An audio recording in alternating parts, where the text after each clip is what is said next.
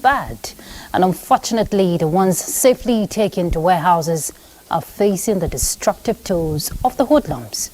Well, this is the paradox of the nation's food situation. This three-pronged challenge continues to seek government's interventions at all levels, and if addressed properly, Nigeria may not look outwards to feed the nation.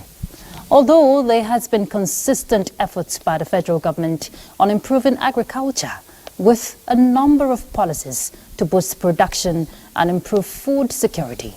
But the impact of these policies is what experts in the agri sector are questioning. That's on one side. But what about the prospects of food storage? Food storage, no doubt, is critical for the nation because of the sheer volume of food that goes to waste after harvest annually. Yearly, while some accounting their losses, on the other side, some accounting their blessings. You want to talk about post-harvest losses, and this is as a result of inadequate storage facilities.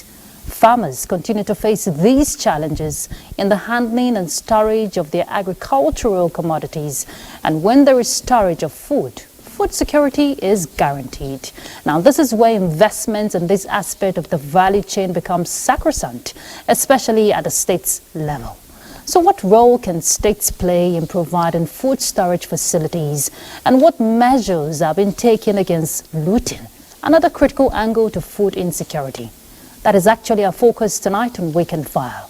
And we'll bring you situation reports on efforts at the state's level as filed in by our correspondents from across the country. Our guest is Professor Abba Gambo, Agric Advisor to Nigeria Governors Forum. Welcome. Thank you very much for joining us. This is Weekend File. I'm Ruth Aguilera. Let's begin with the news.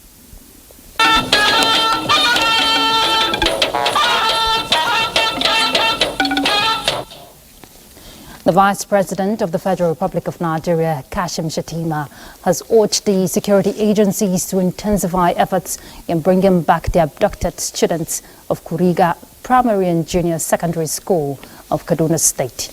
The Vice President was speaking during a meeting with the heads of security agencies, families of the victims, and the Kano State Executive Council members in Kaduna.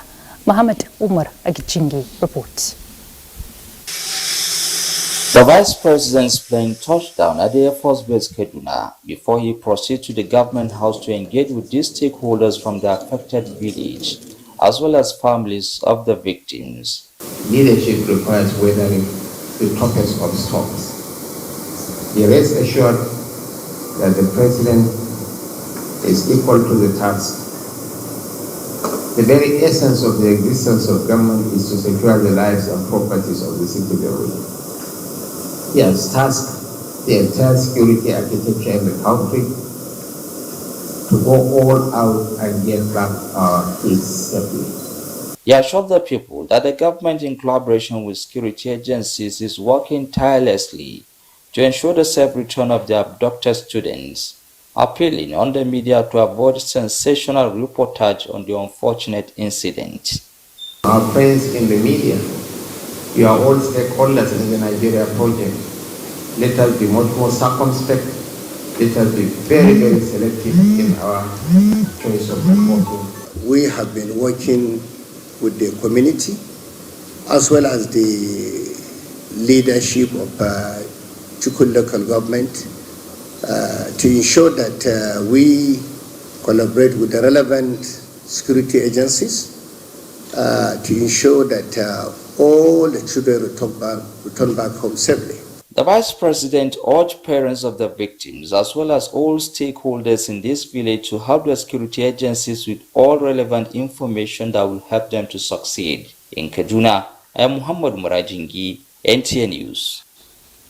In the same vein, the Minister of Education, Professor Tahir Mamman, has appealed to the security agencies and Kaduna State government to mobilize available resources to rescue and reunite the kidnapped students and teachers of Kuriga in Kaduna State with their families. The minister, who was speaking to the media, expressed concern over the children who are at the forefront of the major policies of the ministry and the federal government.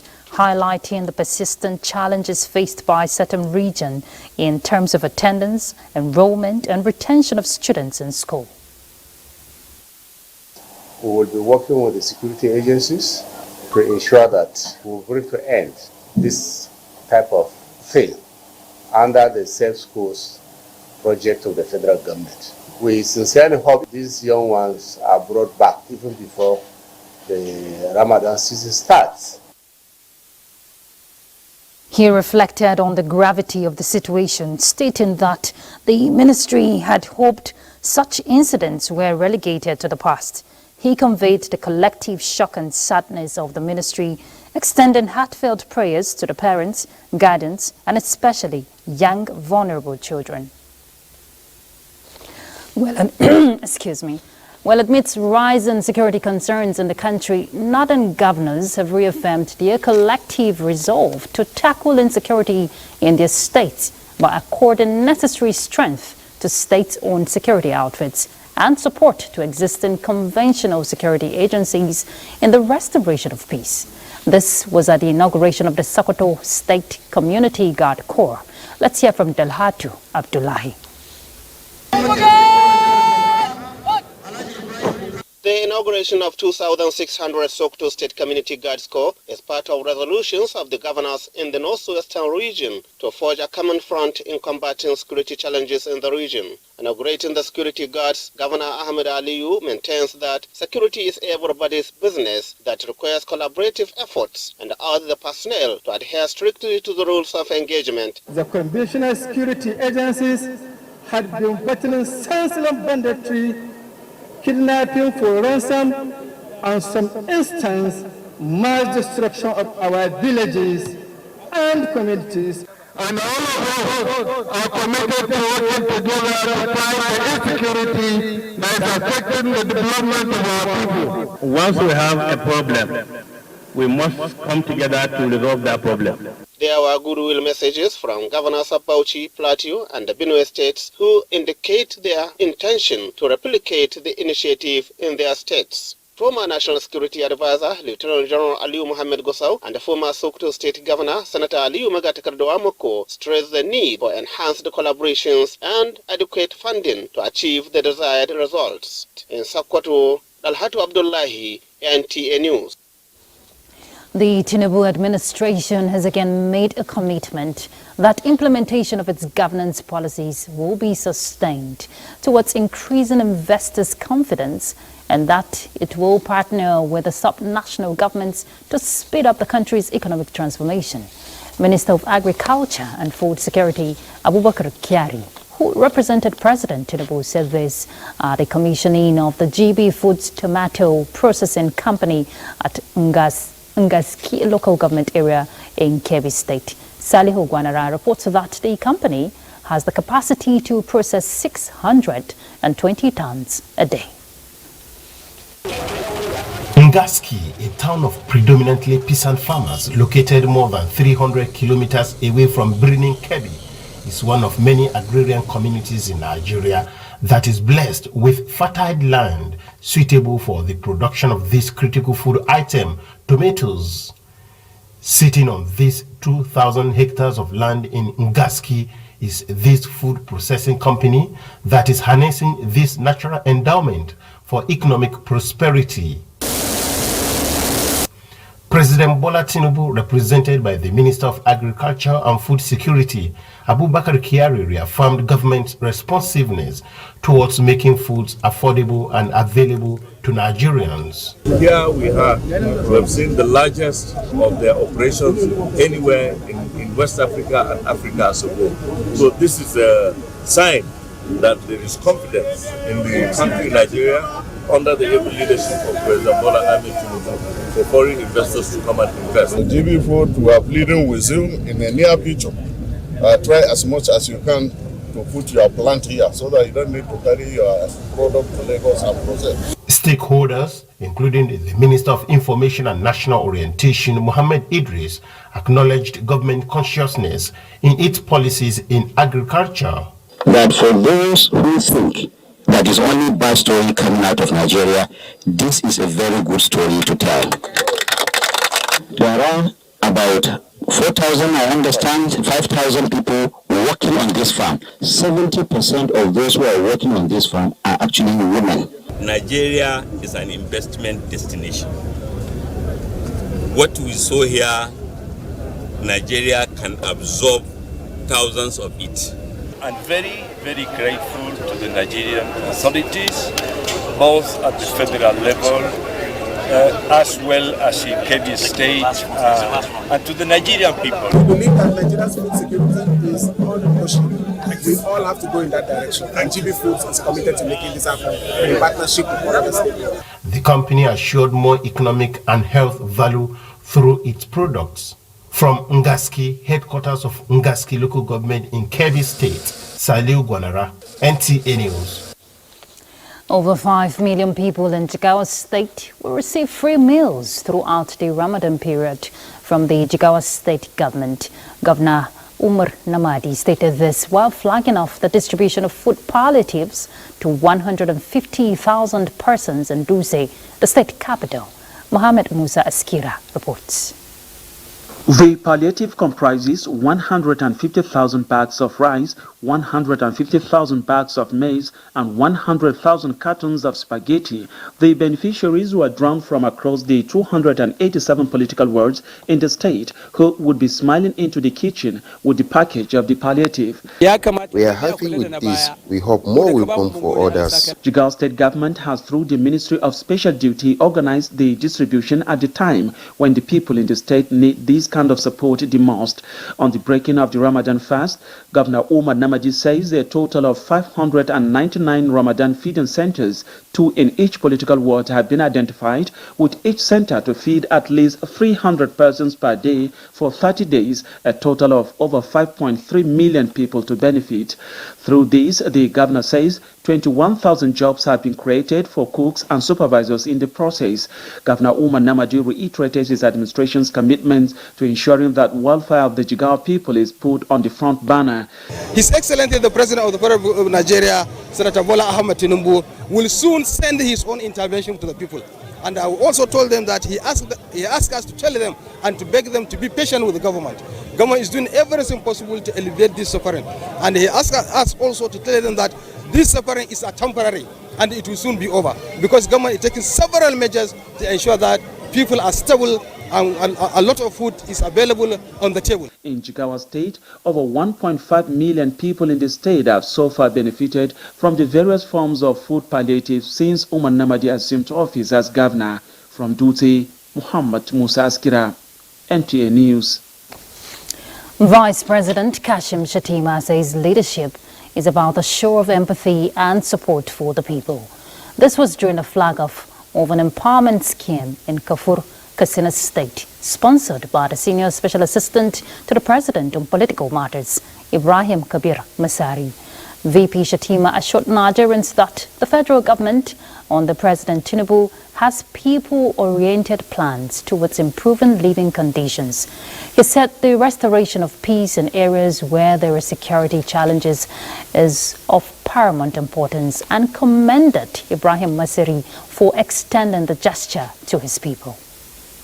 The President has the people of this our great nation at heart.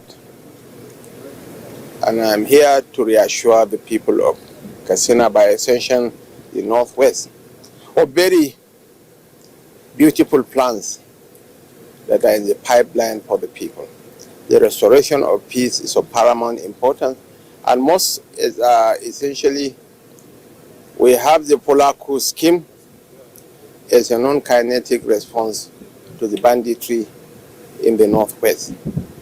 The first phase will commence in the next couple of weeks. The sum of 51 billion naira had already been released. So be rest assured that the government of President Bola Ahmed Tinubu is people-centric. He has the people at heart and he is willing to work for the people.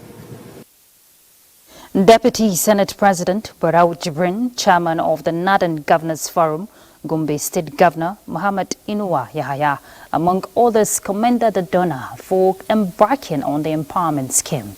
Items distributed to beneficiaries include sewing machines and welding machines, water pumps for irrigation farming, fertilizers, motorcycles, cars and buses. We turn to other issues. The newly reconstituted governing board of the Northeast Development Commission says its 10-year master plan of action for rebuilding the zone is effectively changing the ugly narratives for the total recovery of the victims of insurgency in the zone. Chairman of the board, Major General Paul Tarfa, retired, said this while briefing newsmen on the activities of the commission. Ilyasu Yakubu reports. The Board of Management had inspected all ongoing projects and programs in the zone with a view to ensuring that all projects are completed while new ones begin. The board chairman said no stone will be left unturned in making life more meaningful for the citizens of the Northeast. Almost 90% of the insurgents voluntarily retired. Why? It is because of the facilities provided, both in terms of housing and feeding. We're training women in the use of safe store, we're training people in excavating, how they can combat crashes into wells, and so on and so forth. So all these things are the compartment of how we want to make sure people go. The 10-year master plan is also to include peace building, agricultural revolution, education, entrepreneur, empowerment, and complete recovery of the people. In Abuja, Ilyasu Yakubu, NTA News. The Sultan of Sokoto and President General Supreme Council for Islamic Affairs, Muhammad Sa'ad Abubakar, has asked Muslims to look for the new moon of Ramadan on Sunday, 10th of March 2024. A statement by Professor Sambo Wali Junaidu, Chairman Advisory Committee on Religious Affairs, Sultanate Council, Sokoto, says Sunday is 29th of Sha'aban 1445 after Hijrah, and the day to look for the new moon of Ramadan. The sighting of the new moon should be reported through the following numbers for onward communication to the Sultan. All right, we'll take a break now, and when we come back, we'll pick up a conversation on role of state government and looking at food storage facilities and, of course, ways of mitigating looting. That will be our focus after the break. Welcome back. Before we begin our conversation, we'll take a few reports. The Federal Capital Territory Administration has warehouses or built stores as food storage facilities spread across the 6 area councils in the territory. Now, these are filled with tons of farm produce, usually discharged to the public when the need arises. In recent times, these storage facilities have been targets for hoodlums in society. Aisha Uba Ali reports on the recent experience of the FCT administration, whose storage facilities, if you recall, in the Abuja Municipal Area Council were looted ahead of the distribution of food palliatives on the directive of the federal government. Storage warehouses are either privately owned or government owned, all in a bid to preserve farm produce or inputs.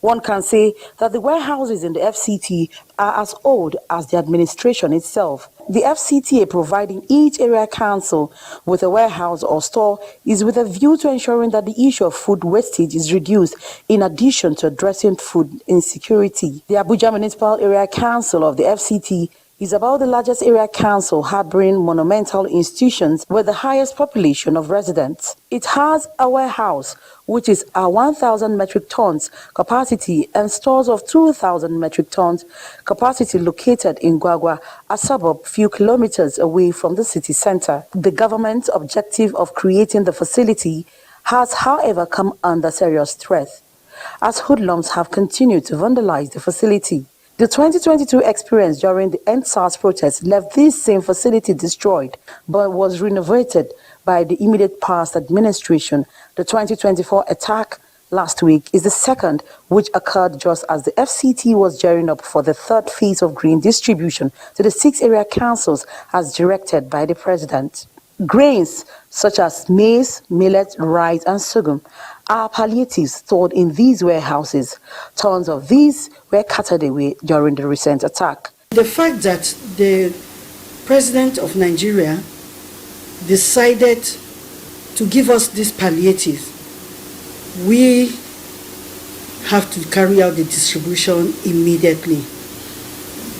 But we can't just receive these food products and begin distribution right away. We have to put them together in a particular place and come up with the modalities of sharing. Almost 53 were arrested. They're in the prison. We have taken them to court, but we have provided enough security now for the warehouses who have been shown. The FCT administration says the looting of its warehouse would not hinder the distribution, as the Minister of State inaugurates an emergency palliative distribution committee, which is to commence soon. The warehouse first is one of the requirements before the items are given to us. So the way I looked at it, likely it should be the agri-secretariat that should provide a safer place for us for the goods to be given. While this incident becomes an eye-opener and second in less than 5 years, stakeholders say it is coming up with modalities of operations in the whole food storage process, especially with greater responsibility assigned to security agencies moving forward. In Abuja, Aisha Uba Ali, NTA News. An unfortunate incident there, and from Ibadan, relevant authorities in the southwest have assured the people of adequate security ahead of the supply of grains to be distributed to vulnerable Nigerians. Let's hear from Kano State. Nigerians continue to lament the high cost of food, which is one of the important necessities of life. Federal government has responded by providing 42,000 metric tons of assorted grain.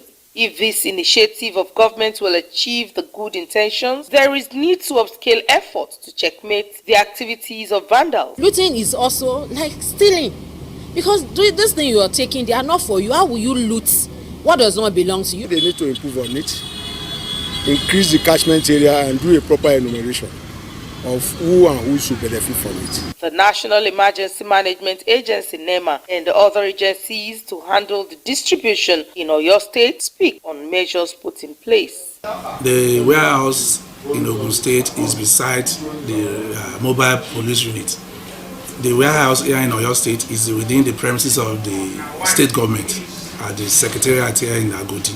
The warehouses where these things will be kept will be in under surveillance, and then there will be monitoring and provision of security around these places. As stakeholders involved in the exercise continue to work to ensure the food items get to the right beneficiaries, Nigerians have been urged to avoid rumors and desist from taking part in all forms of illegalities. In Ibadan, Kemioshi, NTA News. All right, let's expand the discourse on roles of state government when we're talking food storage facilities and also ways of mitigating, looting by hoodlums. We have a guest, I told you at the start of the news, Professor Abba Gambo, Agric Advisor to Nigeria Governors Forum. Thank you very much, Prof, for joining us on Weekend Fire. Thank you for having me, Ruth. I appreciate it. All right, now quite an unfortunate situation. Of course, you've seen the reports where farmers on one hand are struggling, to meet up and, have means of storing their produce. We're also seeing looting on the other hand, from these warehouses, foods that are meant for the people being looted. Where did we get to this point?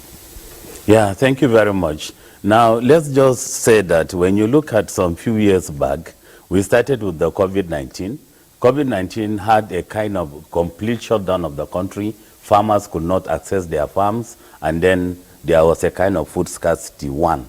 Then secondly, we came with the cashless policy, and then farmers could not have money to buy inputs at the most needed time. For example, seeds at the beginning of the rainy season, fertilizer during the rainy season, they could not afford them because there was no money to buy it. So this also contributed. And then in the last 2 or 3 years, once again, you remember because of climatic change and some environmental vagaries, the rainfall pattern in the country has actually reduced. And even this year, NIMAT has said that the rainfall is still going to be lower than the normal average. So saying that the rainfall we are expecting this year is going to be lower than that of 2023. But then I must tell you that for the first time, we now have a synergy between the federal government, the Federal Ministry of Agriculture and Food Security, and the Nigerian Governors Forum.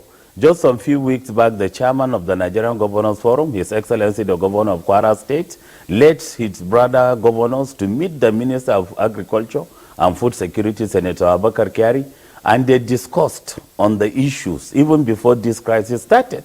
So what is so very important at this point in time is that there have been an agreement that there is hunger in the land. One, we just have to accept it. Nigerians are hungry, and then there is hunger in the land. This is a true statement that we must all agree. Prof, and then, if I will come in there, that's a fact already established.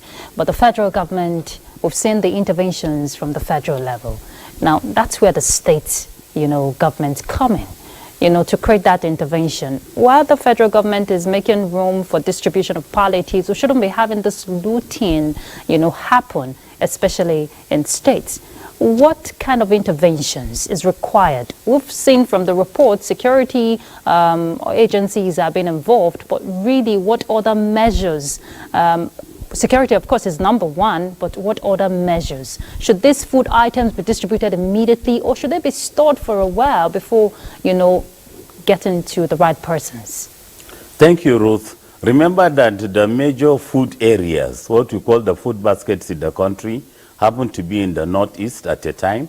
Borno, shores of the Lake Chad Basin, Yobe, Bauchi, Adamawa, all these are food baskets. Then you come to the north central, you have Benue State, you have Niger State, Kaduna State, are all food producing areas. Then you move to the northwest, you have the Kebbi, Sokoto, Zamfara, Katsina axis producing massive amount of food. But insecurity has now curtailed all that they are doing. Starting from the northeast, for about 9 years, farmers in my state, Borno State, could not even access their farms. So that also contributed to what we're seeing now. And then secondly, come to the north central, the banditry, the kidnappings and everything, people cannot go to their farms. And then go to the northwest. Today, a farmer cannot access places like Bakolori Dam in Zamfara State, which is a massive food area. Places like Jibia Dam in Katsina State cannot be accessed. Places like Goronyo in Sokoto cannot be accessed. So the truth of the matter is that there is hunger in the land, and then insecurity has contributed it a lot. But now let me just talk about the typical mindset of a typical Nigerian. If you are invited to a wedding and then food is being served, you now hear some kind of commotion going on, and the waiter that is carrying all the plates to a particular place is usually being hijacked. This is the typical Nigerian scenario, and that's exactly what is manifesting. And in most cases, let us be truthful, those that are looting are not supposed to be the beneficiaries of the palliatives also. But now the truth of the matter is, since there is hunger in the land and the government has accepted to the extent that we should give the people the palliatives, then why don't you distribute the palliatives immediately? We saw the reports from various states, and the governors, Governor Babagana Zulum distributed plenty of food. The governor of Plateau did the same thing. In Kebbi, they are doing the same thing. In Sokoto, they are doing the same thing. In Akwa Ibom, they are doing the same thing. If the food or whatever that is in there in the strategic reserve is meant for the people, why keep it for a long time? Why don't you just bring it out and then identify the beneficiaries and give it to them? All right, Prof, we'll pause with that thought. We'll take a break now. When we come back, Weekend File continues. Stay tuned. Welcome back. Let's take another report before we pick up with our conversation. In Kano, private security arrangements have been put in place as reinforcement at the Dawanau Grains Market to secure warehouses against any form of vandalism. Fatima Sanusi Karaye reports that similar security arrangements have been provided at government and private warehouses located in various strategic areas. Let's see that. Kano State government and business community are adopting a symbiotic security approach in securing food items in their various warehouses in the state. Steps taken is to avert unseen security breach as witnessed in some part of the country in which warehouses were vandalized by some miscreants. Though Kano State did not record such ugly incidents, but is conscious of the fragile situation in the country. We employ the services of Nigerian Legion, whereby a certain number of their personnel are being allocated to our area, and we keep giving them allowances daily. Up to now, they are there, keeping the remaining items that are yet to be evacuated. Dawano Grain Market has the largest warehouses, which store thousands metric tons of grains, largely owned by individuals. Understanding the uncertainties pervading the environment, tripartite security arrangements have been put in place. Musa Muhammad has been running his business in Dawano Market. He said despite economic crunch, food items are relatively cheaper. Honestly, to tell you the truth, we are scared here. We have security. Every now and then, vigilante will go around. And honestly, the food items are cheap too. Security arrangement put in place is quite reassuring that public and government property are well secured, as Kano State government has placed premium in ensuring safety of its citizenry. In Kano, Fatima Sanusi Karai, NTA News. Thank you, Fatima. Prof, you just saw that report, what Kano State, in terms of intervention, they are doing security at, top is at the top, for them there. And that's we've seen in other states, Ibadan and the FCT, of course, which is expected to be replicated across the country. But while we think, while the state governments are looking at ways to ensure that these warehouses are well secured, let's also consider the aspect of the farmer who are daily counting their losses because of inadequate infrastructure, for storage facility. How would you react to that? Yeah, most importantly, let me tell you that after a survey, the post-harvest loss of food products in Nigeria was put about 59%. Example, for every 100 mangoes or tomatoes or oranges produced, 59 out of the 100 never gets to be eaten or to be to be processed. That is one. And then secondly, under the auspices of the Nigerian Governors Forum, we undertook a peer review of all the 36 states some few years back, and rules, to my greatest surprise, in all the 36 states, we never saw one single governmental functional agro-processing plant known in all the 36 states. And now most of these things are perishable. Our tubers are perishable, our tomatoes are perishable, our onions are perishable. And then to go about this is so easy. A kind of little small-scale micro-economic thing that can actually put the pepper in. You dry the pepper or you package it, you grind it, or you now get the onions, you put them into flakes, or you now cut the tomato, make it into paste. And I must tell you that I was on the entourage of the Honorable Minister of Agriculture and Food Security when we went to Ingasti for that tomato. We just came back yesterday. And what we saw was so very important that, but then it's now a kind of private sector driven. So at the Nigerian Governors Forum, the governors are aware, and for the very first time, the governors, 36 of them, and are in tandem with the Federal Ministry of Agriculture and Food Security. And then, even after then, the governors have now decided to look at their regional blocks. You have the Northeast Governors Forum, tackling the problems together within their own zone, and you have the Southeast Governors Forum tackling the same problem. So it's not a kind of individual state issue now. The governors are aware. And just 2 days ago or 3 days ago, I saw His Excellency the Governor of Plateau State on Good Morning Nigeria of NTA, given a kind of pledge that the governors, all the 36 of them, are on the same page and that they are working together at their regional levels and then at the national level.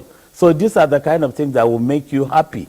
And the governor of Plateau State came out to say directly that for the first time, there is political will in the leadership of the governors, and the Minister of the Federal Minister of Agriculture and Food Security also came out and said the political will that is lacking before has now come in. Okay, Prof. And that's a collective effort you're talking about. It requires all aspects.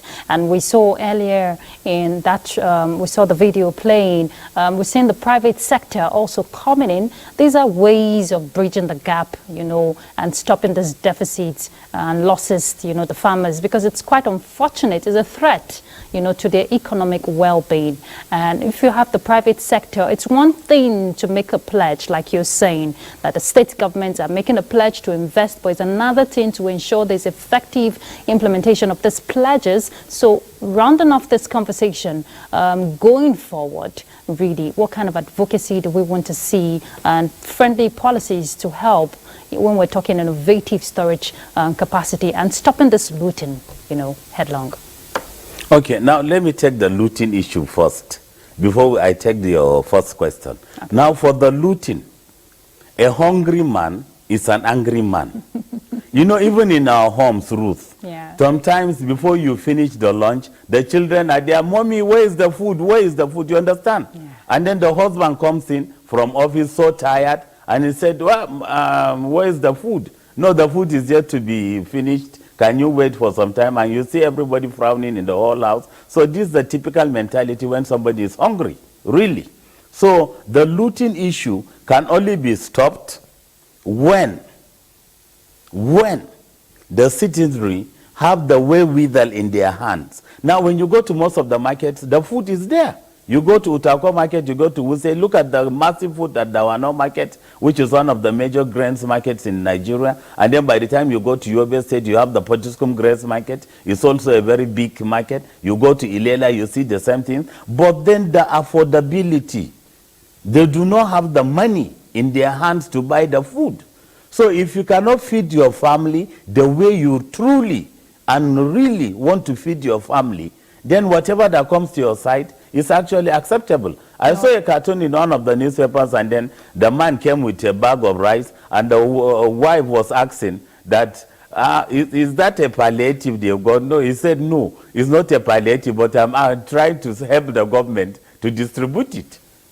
You understand? So the message is very clear. Like I earlier said, if this thing is meant for a particular set of people, please bring them out and give it to them. Prof, you want to round off that, we have to go. Round off the thought so we can go. Okay, now secondly, talking about the post-harvest thing, like I told you, the processing plants are not there, but the governments or the governors are trying their very best to make sure that investors come in.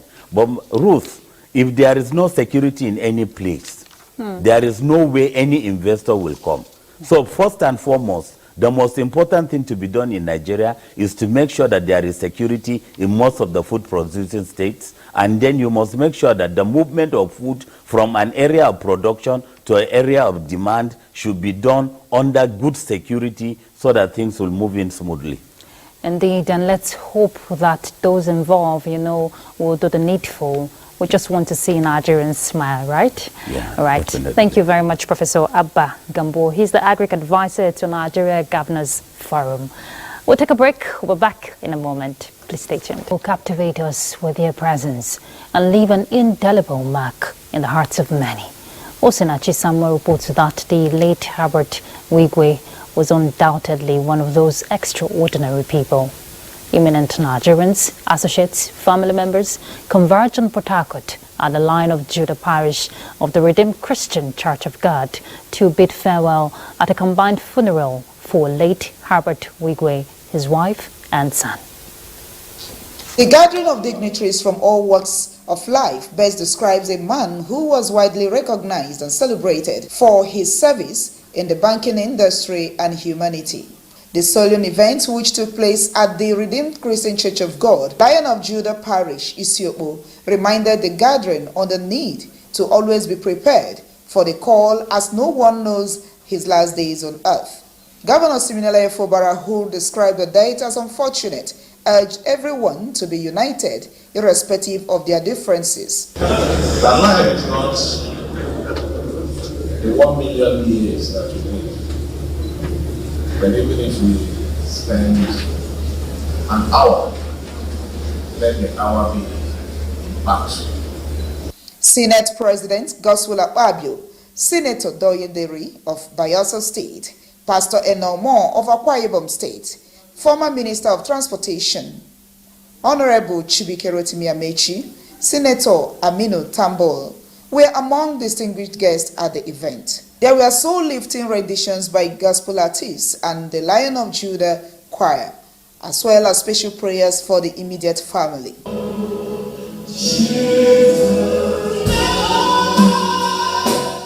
Until his tragic demise on the 9th of February 2024 alongside his wife Chizoba and first son Chizi in a helicopter accident in California, United States, left behind aged parents, children and siblings. From Isiopo, Osinachi Samuel, NTA News. And that concludes Weekend File. Thank you for your company. Good night. I'm Ruth Aguela.